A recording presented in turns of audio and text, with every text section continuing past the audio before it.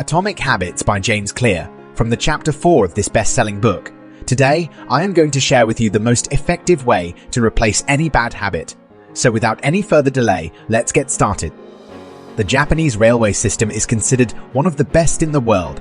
If you ever ride a train in Tokyo, you'll notice something interesting about the conductors. As they operate the train, they have a unique ritual. They point at different things and give commands. When the train approaches a signal, the conductor points at it and says, "Signal is green." When the train arrives and departs from each station, the conductor points at the speedometer and announces the exact speed.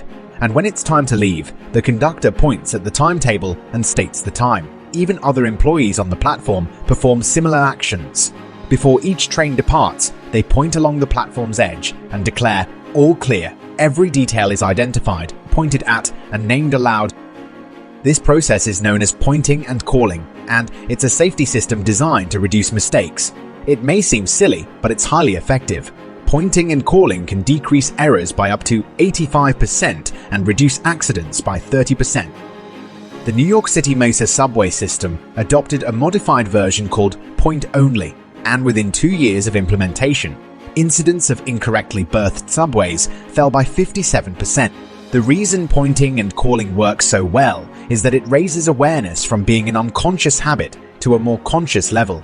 By engaging their eyes, hands, mouth, and ears, the train operators are more likely to notice any issues before they become problems.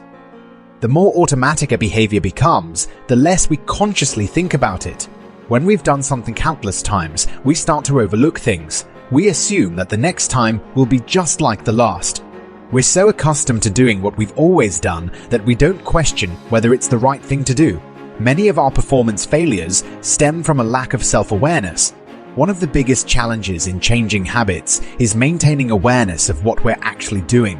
That's where the Habits Scorecard comes in a simple exercise to help you become more aware of your behavior. To create your own, make a list of your daily habits. Here's an example of how your list might start. Once you have your complete list, go through each behavior and ask yourself, is this a good habit, a bad habit, or a neutral habit? If it's a good habit, write plus. If it's a bad habit, write minus. If it's a neutral habit, write equals to. For example, using the list above, it might look like this. The marks you assign to each habit will depend on your situation and goals. Eating a bagel with peanut butter every morning might be a bad habit for someone trying to lose weight, but a good habit for someone trying to gain muscle. It all depends on what you're working towards. Scoring your habits can be a bit complex for another reason. The labels good habit and bad habit. There are no entirely accurate. There are no entirely good or bad habits. Habits that solve problems. Every habit serves you in some way, even the bad ones, which is why you repeat them. For this exercise, categorize your habits based on how they will benefit you in the long run. Generally, good habits have overall positive outcomes, while bad habits have negative outcome. For instance, smoking a cigarette may reduce stress momentarily, but it's not a healthy long-term behavior.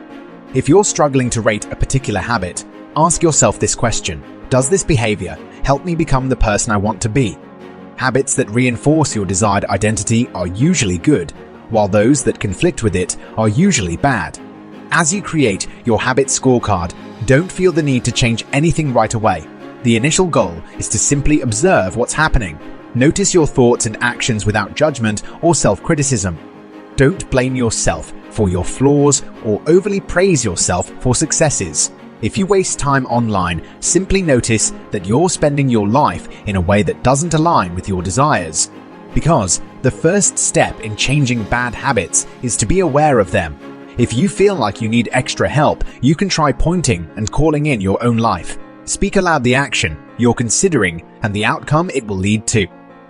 If you want to reduce your time spent on your smartphone, but find yourself reaching for it again, say out loud, "I'm about to pick up my smartphone, but I don't need it. Using it excessively will waste my time and negatively impact my productivity." Hearing your bad habits spoken aloud makes the consequences more tangible. It adds weight to the action instead of mindlessly falling into an old routine. This approach is beneficial even for remembering tasks on your to-do list. Simply saying, "Tomorrow, I need to go to the bank after lunch," increases the likelihood of actually doing it. By acknowledging the need for action, you significantly improve your chances of following through. Behavior change always starts with awareness. Strategies like pointing and calling and the Habits Scorecard aim to help you recognize your habits and identify the triggers that set them in motion. This awareness empowers you to respond in ways that benefit your overall well-being. This strategy came to my attention through the book Atomic Habits by James Clear. If you're eager to delve deeper into this topic, I highly recommend purchasing the book by clicking on the link provided in the description below.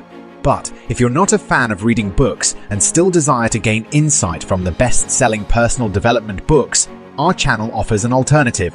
By subscribing to our channel, you'll have access to chapter-wise, comprehensive book summaries that delve into the smart ideas presented in those books.